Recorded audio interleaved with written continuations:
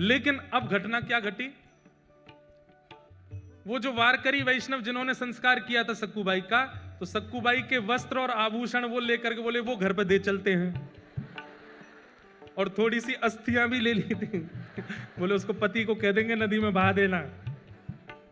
यहां सक्कूबाई झाड़ू लगा रही थी घर में। जैसे ही वो वारकरी वैष्णव आए, घर में प्रवेश करती पहला तो मूर्छित ही हो गया।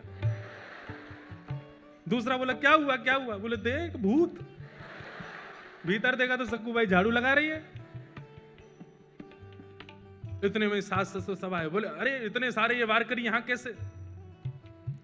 बोले हमें समझ नहीं आ रहा ये हुआ क्या है। बोले क्यों? तो वस्त्र दिखाए तो सक्कू के वस्त्र, वही वस्त्र वही आभूषण वो जो पहनती थी वो सब कुछ था। और बोले ये क्या है? बोले मटके में अस्थियां हैं। बोले किसकी? बोले इनकी।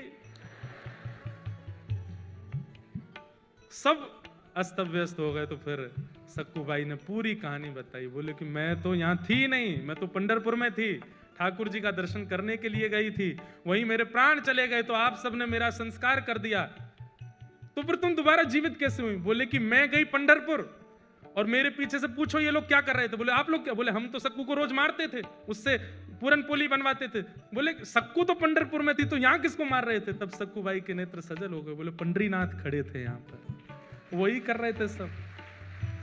ये सुनते ही परिवार के लोग तो घुटनों पर बैठ गए, रोने लगे। बोले हमने ठाकुर जी को मारा, हमने ठाकुर जी से पूरन पोली बनवाई, हमने ठाकुर जी से सेवा करवाई। सब देख करके आश्चर्यचकित हो गए। बोले अब क्या करें?